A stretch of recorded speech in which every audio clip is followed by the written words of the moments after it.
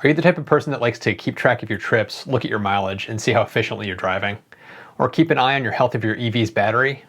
Or dream about being able to talk to your car? Well, there are a few options out there that do just that.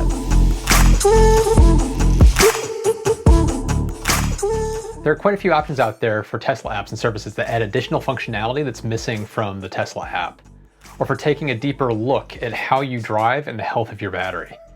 Today I'm going to focus on two, Tezlab and TeslaFi. Both offer the ability to track your trips, see your driving efficiency, log phantom drain, and add some additional car controls. While there are more control apps out there like Remote S on iOS and Dashboard for Android, those apps focus on the controls. Tezlab and TeslaFi log your trips and show you how your driving and charging affects your car's performance and overall health. So a major warning.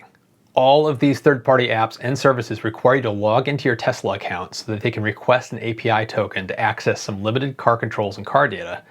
And this is something that you need to be comfortable with before moving forward with any third-party Tesla service. And before jumping in, do your homework. Do some research on the developer, the app, how long it's been around, read the reviews. And if you want to stop a service from having access to your Tesla after giving it access, all you have to do is change your Tesla password, which will expire the Tesla API token that they're currently using. So of the two, Tezlab by far is the clear winner when it comes to visuals. It looks a lot more polished and modern than TeslaFi, but don't judge a book by its cover. I've mentioned this before, but I'm a UI UX designer by trade, so I can sometimes be a little more critical on this kind of thing. So keep that in mind as I dive into some of the areas that left a bad taste in my mouth when it comes to Tezlab. So first is the business model. The app is free to use, and by free, I mean it doesn't cost you any money, but you will be paying with your privacy. Much like Facebook and Google products, you're trading your private metadata in exchange for using a service for free. It's not clearly stated on Teslab's website, but I have no doubt that they are making money by data mining the anonymized data of their users and then selling access to that data to third parties. If that's not how they're making their money, then they don't have a business. It's a personal preference and choice if you're comfortable with that kind of exchange. Putting that aside, the app is relatively quick and easy to get up and running. After logging into your Tesla account, setting up a Tezlab account, and giving approval for the app to use your phone's location data, you're set, sort of. The app is geared towards social sharing and gamifying the Tesla driving experience. Its central focus is comparing your driving stats to others in the Tezlab community and unlocking different medals and badges, like being a rock star for reaching #1 in more than one leaderboard. 2 of the 5 tabs in the main navigation are leaderboards, where you see the best and most efficient drivers, and activity, which is where you see a Facebook-style newsfeed of everyone's trips and charging habits. And I mean everyone. Building on the you need to be comfortable sharing your privacy in exchange for a service business model, the app also defaults to sharing your trip data publicly with other Tezlab users. Every trip that you take will be visible to everyone by default.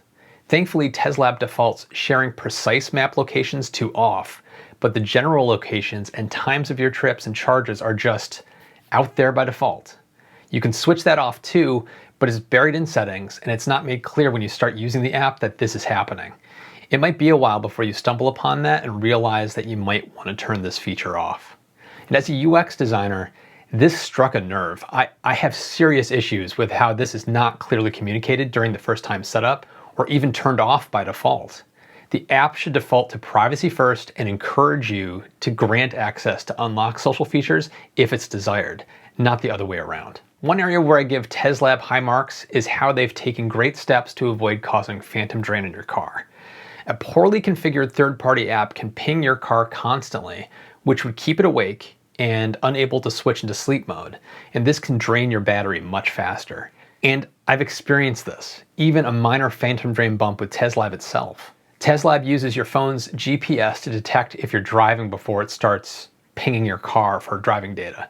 It's pretty clever. In practice though, I've noticed the technique does mean that Tezlab sometimes misses the beginning of a trip, so it reports slightly lower mileage and trip data than other methods. It's a minor sticking point, but something worth mentioning. This brings me to how they present the data they collect. And once again, the UI designer in me struggled with this a bit. Most modern apps have the main navigation along the bottom, just like Tezlab. The default screen is your profile when you open the app, which includes a giant picture of your car's name, the VIN, taking up the top half of the screen. I wouldn't call that critical info to be taking up this much screen real estate when compared to what comes below. You get a little battery usage box and a slider box with the last 3 trips. And below that is the phantom drain chart. Now, where to start? Tezlab has a knack of raising more questions than it answers for me with how it presents the data. The battery box will show you how your battery usage breaks down at a high level. None of this is interactable, so you can't tap on the phantom drain bar and get a breakdown, or tap the low efficiency bar to see a selection of trips that may have contributed to that poor efficiency. Skip down to the phantom drain section and it's extra confusing. The data is displayed across 3 panels. For some reason, they've chosen a 7-bar bar chart to display 1-day increments over 30 days. I've been using this app for weeks and I still don't completely understand what this means because the visual chart they chose is completely the wrong metaphor to use. Tapping on a bar only displays the miles lost at the top of the bar. Why not show a breakdown of the trips and times or parking sessions that may have contributed to that phantom drain? That would help a Tesla owner try to diagnose the problem. If you slide the chart to the left, you get another 7-bar bar chart, but this time it's 1-day increments for 7 days. Again, what? And the final slide shows you a single phantom drain range with an average temperature. This range loss number, is it for a day, a week, a month? There's no label, no context for any of it. They clearly have the data, but this UI, it's like a running back fumbling the football on the 1-yard line. There's a simple fix. Use a line chart. Y-axis clearly labeled as miles lost, X-axis labeled for number of days or month. The key to good UI and UX is to reduce the cognitive load on the user. We should be able to recognize instantly what the developer is trying to communicate. I shouldn't have to puzzle it out or do math in my head. This exact problem is repeated on the Track tab in the charging info section. The chart is supposed to show you how your charge rate was over the course of the last charge. How many miles were added over time. Again, a bar chart with no labels. You have to tap on a bar to find out what the y-axis even is, and even then it shows you 2 numbers at the top of the bar. It took me a few minutes to puzzle that one out. In this example, each bar is meant to represent 23 minutes. Again, why a bar chart? This should be a line chart. Y-axis clearly labeled as total miles, X-axis labeled as 3-hour charge time. Doing that means you don't need all the repetitive text in the lower area. Less clutter, easier to digest, reduce cognitive load. And speaking of the Track tab, what would you expect to see on Track? I was expecting to see a list of every trip I've ever taken. Nope. That's in the subsection of your profile under Trips. The Track tab only has your last trip and your last charge. You could make the argument that maybe Track is meant for tracking your current trip. Well, you shouldn't be using your phone while you're driving, so I'd say that's not the case either. I'm so confused by these choices. On a positive note, the most recent update of Tezlab, they've added car controls, which behave exactly as you'd expect. You can turn the air conditioning on and off, open the trunk, and much more. It's great to see them add these features, but I'm more interested to see what they do with them in future releases. It feels like this could be opening the door to even bigger features. Since it's a native mobile application, they could tie into Siri shortcuts on the iPhone or Google Assistant on Android. TeslaFi is like the mirror opposite of Tezlab. It's not free like Tezlab and will cost you $5 a month or $50 a year to use. With Tezlab, your data is their revenue source, where TeslaFi, you're the paying customer and revenue source. Tezlab runs on your phone.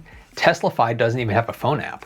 Setting up TeslaFi for the 2-week free trial is fairly simple. You set up a TeslaFi account, tell it what kind of car you have, and either provide your Tesla account login credentials or provide it the Tesla API token yourself.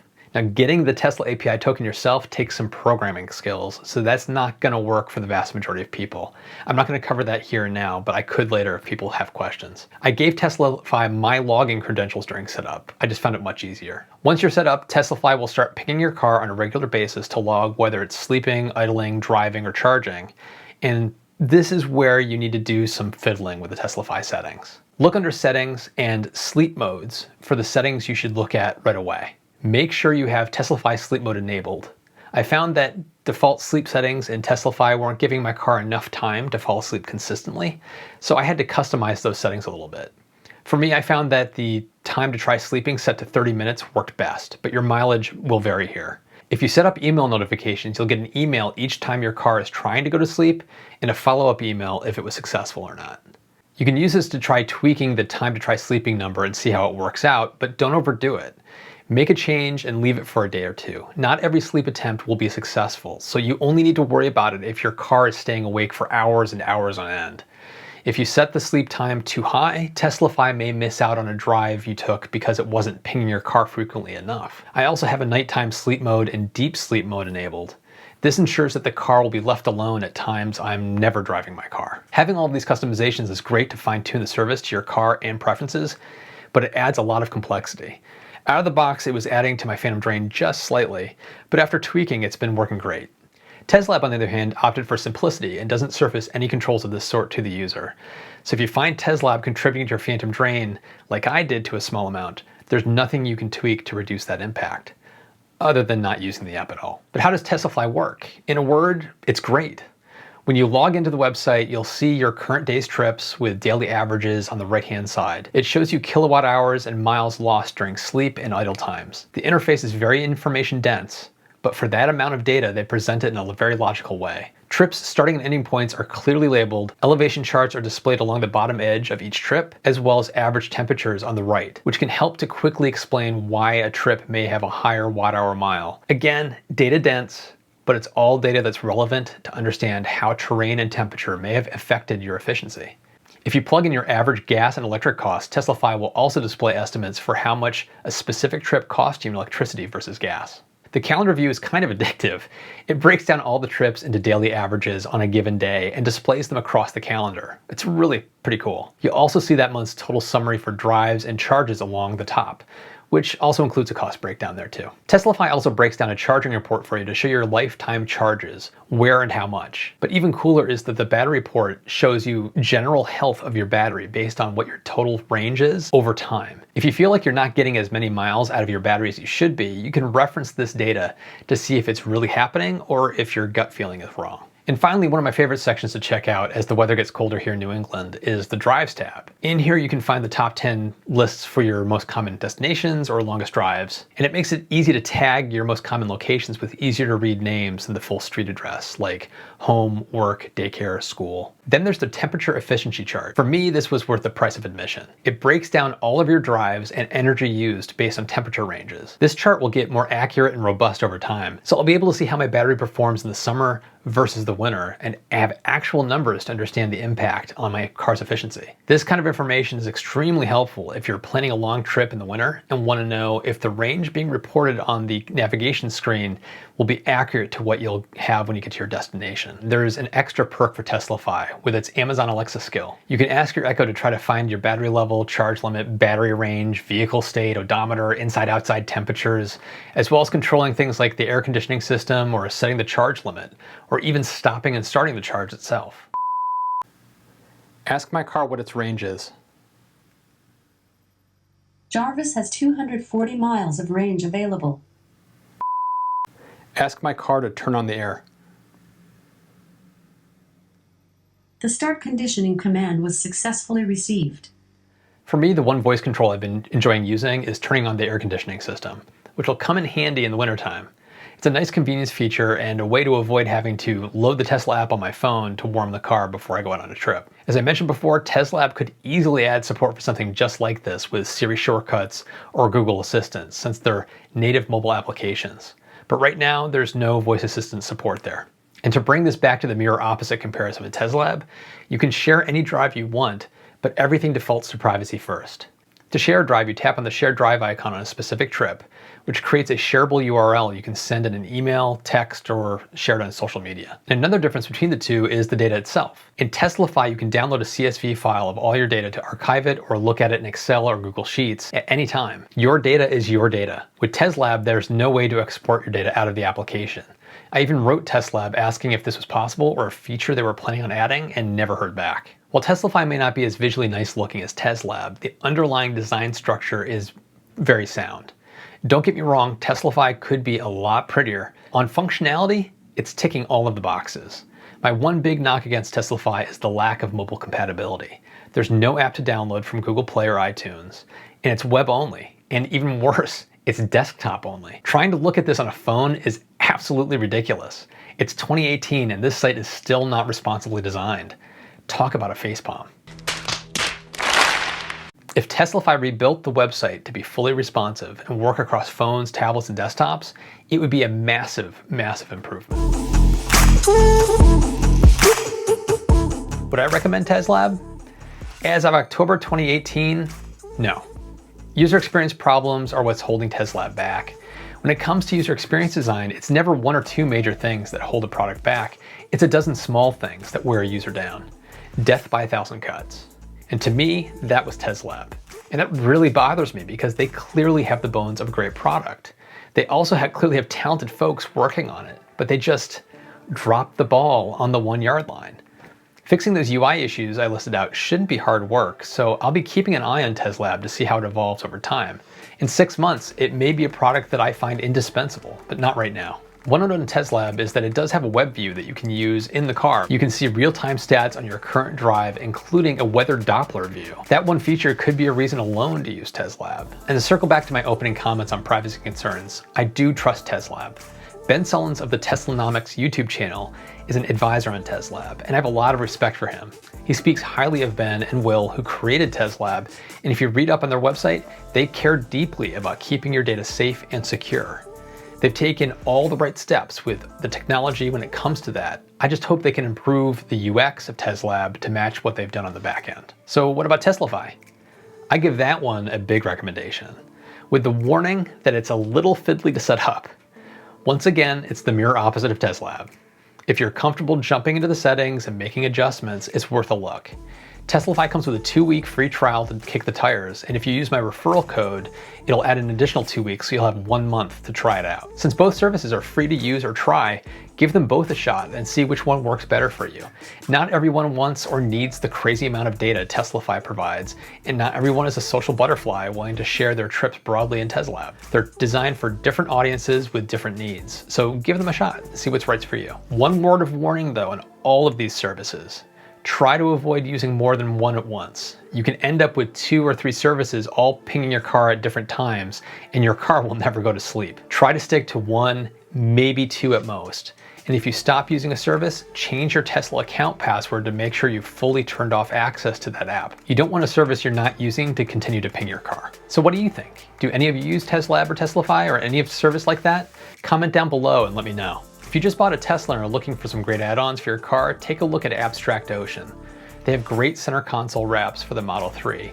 I have one and absolutely love it, as well as other upgrades like screen protectors and brighter LED lights for the inside of the car.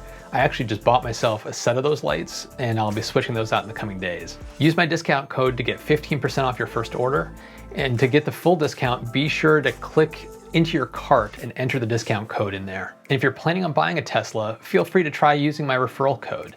You can now get 6 months of free supercharging by using that referral code. It used to be $100 supercharging credit, but now it's 6 full months. The same referral code will also get you an extended warranty if you're looking to get into Tesla Solar. Thanks to everyone who watched my last video and took the viewer poll and sent in your comments. It's been really, really helpful as I plan out the upcoming videos. The feedback has been absolutely fantastic. And as always, thanks so much for watching, and I'll see you in the next one.